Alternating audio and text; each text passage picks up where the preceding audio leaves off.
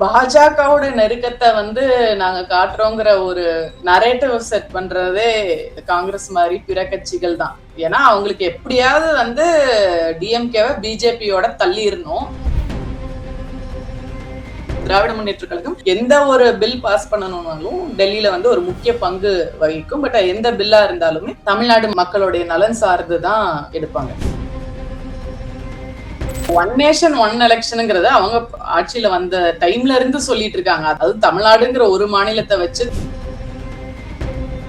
இன்னைக்கு இருக்கக்கூடிய அந்த சினிமா மோகமும் விஜய் அவர்கள் மேல இருக்க மோகமும் 2029 வரை கண்டினியூ ஆகுமாங்கிறது காங்கிரஸ்க்காகட்டும் மற்ற கட்சிகளாகட்டும் ஒரு சந்தேகம் இருக்கு. பாஜகவாவது கொள்கை எதிரியா நேரா இருந்து எதிர்த்துட்டு போறாங்க. பின்னாடி நீங்க முதுகுல குத்திட்டு போறீங்க. இன்னைக்கு உங்களுக்கு பாஜகவுக்கு ஈக்குவலா காங்கிரஸ்குள்ள RSS ஆட்கள் இருக்கிறாங்கல்ல.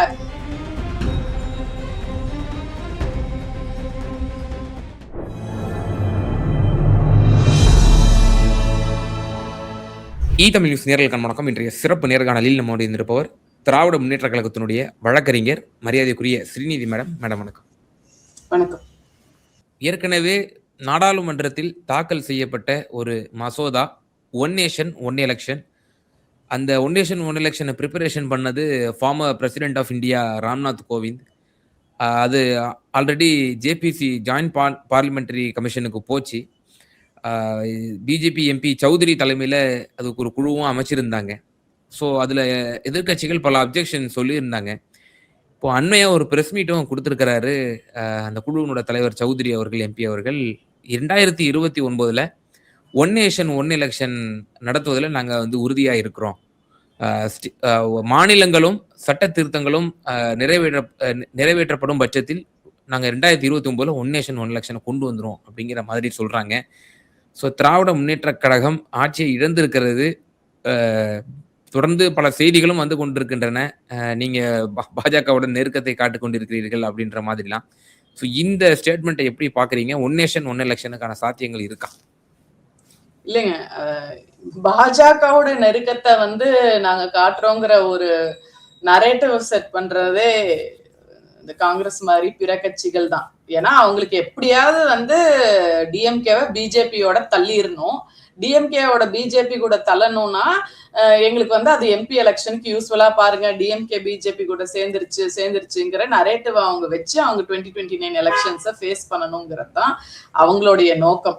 நாங்க எப்பயுமே எங்க டீலிமிட்டேஷன் ஆகட்டும் எல்லாத்துலயும் ஒரே ஸ்டாண்டு தான் நாங்க எடுத்துட்டு இருக்கோம். நாங்க மாறி மாறி எங்களுக்கு கூட்டணி மாறிடுச்சுனோ இல்ல வேற சூழ்நிலைக்காக நாங்க ஸ்டாண்டை மாத்துறது கிடையாது. என்னைக்குமே டீலிமிட்டேஷன் ஆகட்டும், பாஜக எதிர்ப்பாகட்டும், மாநிலத்துக்கு என்ன தேவையோ அதற்கான குரலா தான் டிஎம்கே என்னைக்குமே இருக்கும். எங்கேயுமே நம்ம ஸ்டேட் ரைட்ஸை நம்ம காம்ப்ரமைஸ் பண்ணதே இல்லையே. இன்னைக்கு திமுக ஆட்சியில இருந்தா நம்ம பறிபோகிற பல விஷயங்கள்ல நம்ம பாதுகாத்திருப்போம். அதனால பட் முக்கியமான ஃபேக்டர், ஏன்னா நம்மளுக்கு அந்த அளவுக்கு 22 எம்பிஸ் லோக்சபாலையும் ஆல்மோஸ்ட் 8 ராஜ்யசபா எம்பிஸ் இருக்கிறதுனால திராவிட முன்னேற்ற கழகம் எந்த ஒரு பில் பாஸ் பண்ணணும்னாலும் டெல்லியில ஒரு முக்கிய பங்கு வகிக்கும். பட் எந்த பில்லா இருந்தாலுமே தமிழ்நாடு மக்களுடைய நலன் சார்ந்துதான் எடுப்பாங்க. அதான் மேம், இப்போ ஒன் நேஷன் ஒன் எலெக்ஷனுக்கான சாத்தியங்கள் இருக்குன்னு நினைக்கிறீங்களா? இப்போ சட்ட திருத்தங்களும் கொண்டு வரணும், அதுக்குமே 2/3 மெஜாரிட்டி வேணுங்கிற மாதிரி தான் தோணுது. ஸோ இப்போ டிஎம்கேனுடைய அந்த 22 எம்பிஸனுடைய ரோலும் அதுல ரொம்ப முக்கியத்துவம் வாய்ந்தது.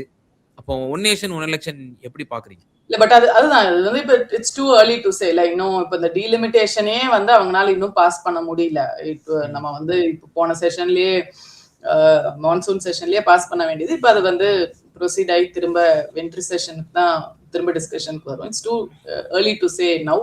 பட் அதான் நான் சொல்றேன், திரும்ப என்னோட வியூ பாயிண்ட் கண்டிப்பா மக்கள் நலன் சார்ந்து தமிழ்நாடு மக்களுக்கு எது தேவையோ அதன் தொடர்பா தான் எங்களுடைய தலைவர் என்னைக்குமே முடிவெடுப்பார். பிஜேபி உங்களுக்கு ஒரு ஆஃபர் கொடுக்குது, 3 ஆண்டுகள்ல தாவேக்கா ஆட்சி முடிவுக்கு வந்துடும், அதனால ஒன் நேஷன் ஒன் எலெக்ஷன் இப்ப ஆதரவு தெரிவிச்சிருக்கீங்க, பிறகு நாங்க டீலிமிட்டேஷனை கொண்டு வரோம் அப்படிங்கிற மாதிரி கூட முன்பெல்லாம் கூட ராதவர்ஜன் அமைச்சரே சொல்லியிருக்காரு. சட்டசபையிலே பேசினாரு நினைக்கிறேன். பாத்தீங்களா, பிஜேபி ஒரு அண்டர்ஸ்டாண்டிங் வந்துருச்சு. ஒன் நேஷன் ஒன் எலெக்ஷன் இந்த 3 வருஷத்துல இந்த ஆட்சியை முடிவுக்கு கொண்டு வரணும், பிறகு ஒரு அண்டர்ஸ்டாண்டிங் வந்து பிறகு டீலிமிட்டேஷன் கொண்டு வந்துருவாங்க அப்படிங்கிற மாதிரியும் ஆதவர்ஜன் அமைச்சரே ஒரு சார்ஜஸ் வச்சாரு உங்க மேல. அப்படி ஏதேனும் பாஜகவுக்கும் உங்களுக்கு ஒரு அண்டர் கிரவுண்ட் டீலிங் இருக்கா? இல்ல, ஒன் நேஷன் ஒன் எலெக்ஷனுங்கிறத அவங்க ஆட்சியில வந்த டைம்ல இருந்து சொல்லிட்டு இருக்காங்க. அது ஒன்றும் இப்ப இன்னைக்கு நேத்து அவங்க சொல்லக்கூடிய விஷயம் இல்ல. இது அதுவும் தமிழ்நாடுங்கிற ஒரு மாநிலத்தை வச்சு தாவேக்காவை கவிர்க்கணும்ங்கிறதுக்காக எண்ணம் எல்லாம் கிடையாது. அதே மாதிரி எங்க தலைவர் சொன்ன மாதிரி தேர்தலுக்கு அடுத்த நாள்ல இருந்தே நம்ம வந்து ஒரு சிறந்த எதிர்கட்சியா நம்ம வேலை பார்க்கணுங்கிறது தான் எங்களுடைய கொள்கை. நாங்க வேற எதுவும் அவங்க கவிழ்ந்துடணும், அவங்க அதை செஞ்சிடணும் அப்படின்ற எண்ணம் வந்து திராவிட முன்னேற்ற கழகம் தலைவருக்கும் சரி தொண்டர்களுக்கும் சரி எங்களது இல்லை. நாங்க வந்து ஒரு சிறப்பான எதிர்கட்சி, எங்க எதிர்கட்சி அந்தஸ்துல நாங்க சிறப்பா வேலை பார்ப்போம், மக்களுக்கான திட்டங்களை கொண்டு வருவோம். என்னைக்குமே எங்களுடைய எதிர்ப்பு வந்து பாஜக எதிர்ப்புங்கிறதுல வந்து நாங்க உறுதியா இருக்கோம். அதை வந்து நாங்க பாஜக கூட போயிருவோம், அவங்களுக்கு நாங்க ஆதரவு தெரிவிப்போம்னு சொல்லி நேரத்துக்கு நேரம் இவங்க சொல்றதுக்கு காரணம் அது வந்து திமுகவுக்கு எதிரா ஒரு நரேட்டிவா அவங்க செட் பண்ண நினைக்கிறாங்க. இப்போ திமுக அதிமுக சேர்ந்து ஒரு கூட்டணி அமைச்சு ஒரு முதலமைச்சரை ஒரு பொது கேண்டிடேட் ஆக்கலாம், ஒருத்தரை முன்னிலைப்படுத்தலாம் அப்படின்ற தொடர்ந்து ஒரு டாக் ஓடிச்சு. மிக நீண்ட சஸ்பென்ஷனுக்கு பிறகு உங்க தலைமை வந்து ஒரு அறிவிப்பு செய்து நாங்க வந்து அப்போசிஷன் ரோல நாங்க தெளிவா செய்வோம் அப்படின்னு ஒரு முற்றுப்புள்ளி வைக்குது. இப்போ நான் இந்த சினாரியோ எப்படி பாக்குறேன் அப்படின்னா 2019 correct me if I am not wrong, வாஜ்பாயினுடைய மறைவுக்கு பிறகு திமுக பாஜகவுடன் கூட்டணிக்கு போகிறது என்கிற செய்தி தொடர்ந்து செய்திகளிலும் நாளிதழ்களிலும் தொடர்ந்து வந்தது. இன்னும் ஒருபடி மேலே போய் சென்னைக்கு வாஜ்பாயினுடைய அஸ்தி வந்தது. அப்போது கூட தமிழக முதல்வர் அப்போதைய எதிர்க்கட்சி தலைவர் மு க ஸ்டாலின் அவர்கள் அந்த அஸ்திக்கு மரியாதை செலுத்துவதற்கு கூட போயிருந்தார், அந்த வாஜ்பாய் அஸ்திக்கு. அப்ப கூட அவர் முற்றுப்புள்ளி வைக்கவே இல்லை. பாஜக திமுக கூட்டணி என்பது அப்படி அமைய போகுதா இல்ல நம்ம அது இனியும் போகவே மாட்டோம் அப்படின்னு சொல்லி பிறகு அவர் தலைவராக பிறகுதான் சார்ஜ் எடுக்கிறார் கலைஞர் மறைவுக்கு பிறகு. அந்த மறைவுக்கு பிறகு அவர் ஏறிய மேடையில் தான் பேசுகிறார், காவி வண்ணம் அடிக்க நினைக்கக்கூடிய மோடி அரசுக்கு பாடம் புகட்டவா அப்படின்னு சொல்லி ஒரு முதல் ஸ்பீச்சை வந்து தலைவரா அவர் பேசுறாரு. அப்பதான் ஒரு முற்றுப்புள்ளி வைக்கிறாரு, ரொம்ப மிக நீண்ட ஒரு எதிர்பார்ப்புக்கு மத்தியில. இப்பவும் அப்படிதான் தொடர்ந்து நாளிதழ்கள்ல தினந்தோறும் தலைப்புச் செய்திகளாகவும் ஒரு செய்திகளாகவும் இடம்பெற ஒரு நாள் இடம்பெறாம கடந்து போறது இல்லை. பாஜக திமுகவும் ஒரு அண்டர்ஸ்டாண்டிங்ல வந்துட்டாங்க, நிச்சயமா அது ஒரு கூட்டணிக்கான ஒரு அச்சாரம் தான் அப்படின்ற மாதிரி செய்திகள் தலைமையிலிருந்து ஒரு தெளிவான ஒரு வரலாமே ஒரு செய்தி. பாஜகவுடன் பாசிச பாஜகவுடன் நாங்கள் ஒருபோதும் கூட்டணி வைக்க மாட்டோம். மீடியாவோட காங்கிரஸோட யூகங்களுக்கெல்லாம் பதில் சொல்லிட்டு இருக்கிறதுதான் தலைவர் ஸ்டாலின் அவர்களுடைய வேலையா? இப்ப நாங்க டீலிமிட்டேஷன்ல எடுக்கிற ஸ்டாண்ட்லயே உங்களுக்கு தெரியலையா? இல்ல பாஜக கொள்கைக்கு என்னைக்கும் நீங்க திரும்ப திரும்ப அந்த பழைய பாஜக கூட்டணிய வந்து பத்தி பேசணும்னா காமன் மினிமல் ப்ரோக்ராம் போட்டு எனக்கும் உனக்கும் எந்த பாதிப்பும் இருக்கக்கூடாதுன்னு அப்பவும் தமிழ்நாடு மாநிலத்தோடைய உரிமைகளை பாதுகாத்த கட்சி தான் திமுக. அதாவது முதுகுல பின்னாடி குத்திட்டு போற கட்சியை பத்தி நம்ம இங்க பேசிக்கிட்டு இருக்கோம். பாஜகவாவது கொள்கை எதிரியா நேரா இருந்து எதிர்த்துட்டு போறாங்க, பின்னாடி வந்து நீங்க முதுகுல குத்திட்டு போறீங்க. இன்னைக்கு உங்களுக்கு பாஜகவுக்கு ஈக்குவலா காங்கிரஸ்குள்ள RSS ஆட்கள் இருக்கிறாங்கல்ல. How is Congress different from BJP? பிஜேபியில எந்த அளவுக்கு RSS ஊடுருவி இருக்கோ தமிழ்நாடு காங்கிரஸ்ல கூட RSS ஆட்கள் ஊடுருவி தானே இன்னைக்கு இருக்காங்க. அவங்க RSS கொள்கைகளை பாஜகவை விட எஃபெக்டிவா இம்ப்ளிமெண்ட் பண்ணிட்டு இருக்கிறது தானே காங்கிரஸ்.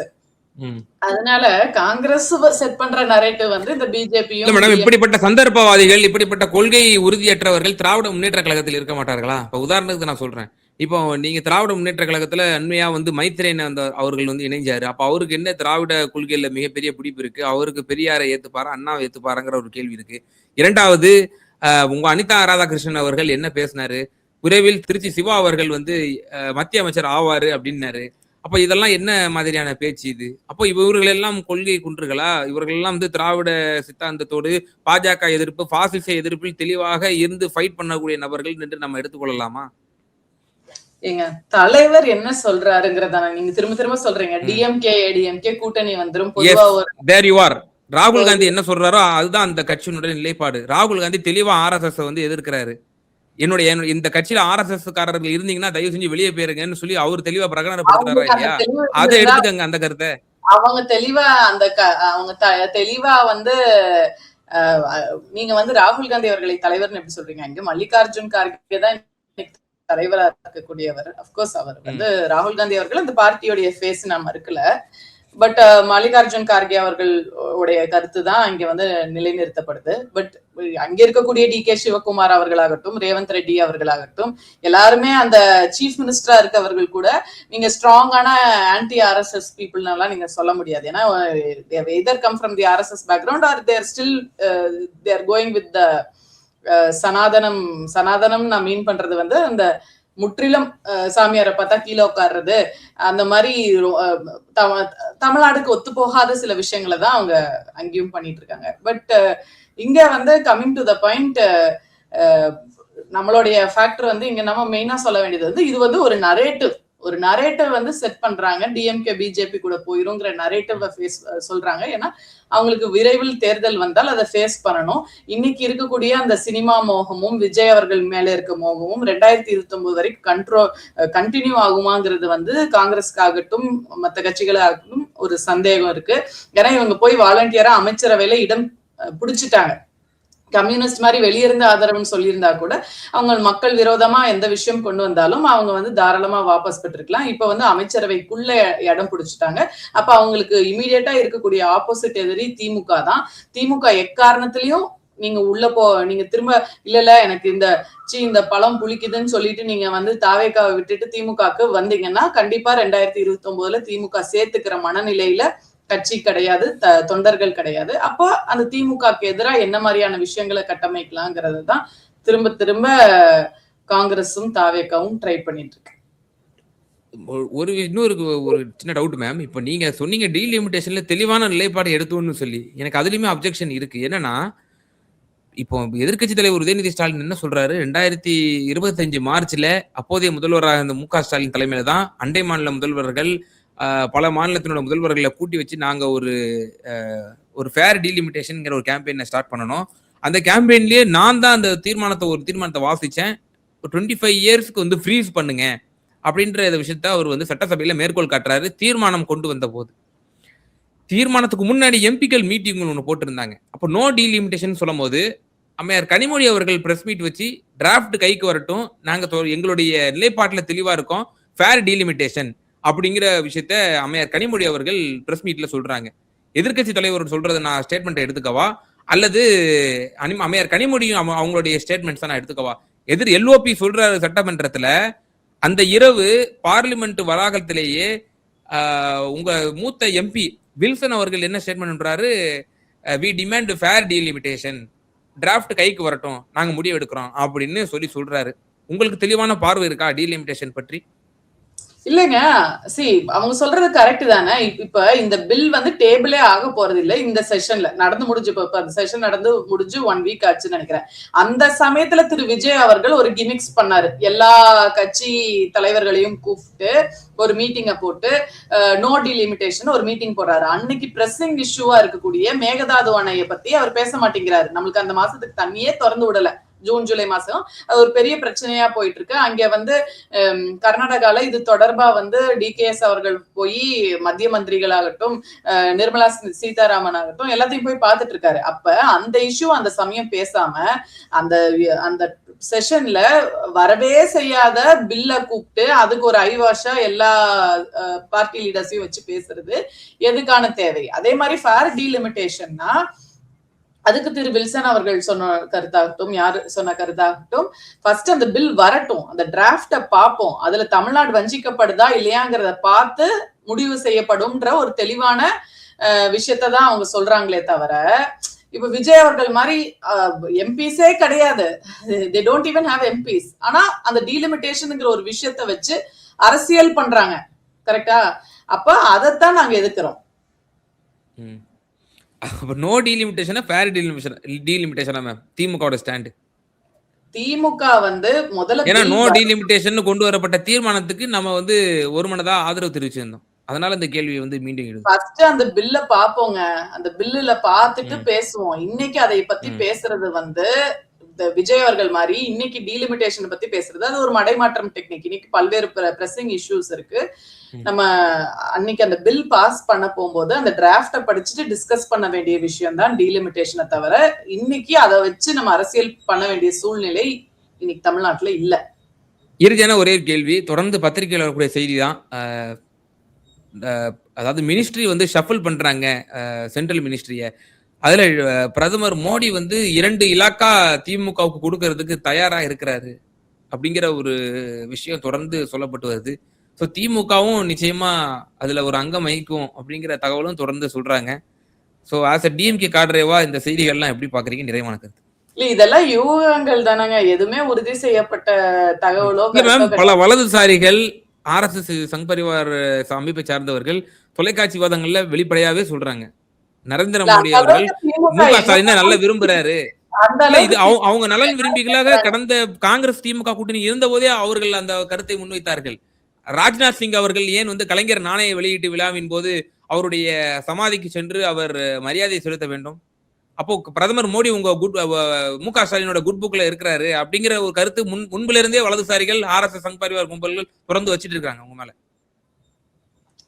எங்க போனாலும் திமுகவை பத்தி பேச்சு இருக்கிறது மகிழ்ச்சி தான். என்ன இந்தியா அளவுல தேசிய மத்திய அளவுல இப்ப பேசுறாங்க. திரு ஸ்டாலின் அவர்களே வந்து டெல்லி அரசியலில் பங்கு பெற வேண்டும் என்று பலரும் கருத்துக்களை நம்ம மீடியாக்கள்ல படிக்கிறோம். சோ அதனால எங்கும் திமுக, எதிலும் திமுகவா இருக்கிறது வந்து சந்தோஷம்தான். இதெல்லாம் யூகங்கள், அதெல்லாம் அன்னைக்கு காலகட்டத்துல என்ன ஆகுங்கிறத பார்க்கணும். திராவிட முன்னேற்ற கழகத்துல நாடாளுமன்ற உறுப்பினராகட்டும், சட்டமன்ற உறுப்பினராகட்டும், எல்லாருமே தேர்ந்து மக்கள் பணியில, மக்கள் அரசியல பல வருடங்களா இருந்து வந்தவங்க தான். ஏன்னா அவங்களுடைய உரைகளாகட்டும், அவங்க மக்களுக்கு செஞ்சது எல்லாமே இன்னைக்கு வந்து டிவிகே கவர்மெண்ட் வந்ததுக்கு அப்புறம் தான் அவங்களுடைய அருமை வந்து மக்களுக்கு தெரியுது. ஸோ அந்த அளவுக்கு எந்த பொறுப்பு கொடுத்தாலும் அதை திறன்பட செய்பவர்கள் தான் திராவிட முன்னேற்ற கழகத்துடைய தலைவர்கள். அதனால நீ இதெல்லாம் யூகங்கள், அன்னைக்கு என்ன நிலைமைங்கிறத அப்போ பார்க்கலாம். என்னைக்கும் நாங்கள் வந்து கொண்ட கொள்கையில உறுதியா இருப்போம். தமிழ்நாடு மக்களுக்காக என்னைக்கும் ஒரு குரலா இருப்போங்கிறது தான் திராவிட முன்னேற்ற கழகத்துடைய அன்னைக்கும் இன்னைக்கும் என்றைக்குமான ஸ்டாண்ட். நிச்சயமா மேம். பல்வேறு விவகாரங்கள்ல எங்க நேயர்களுக்கு ரொம்ப தெளிவா உங்களோட கருத்துக்களை பகிர்ந்தீங்க. மிகுந்த நன்றி. நன்றி.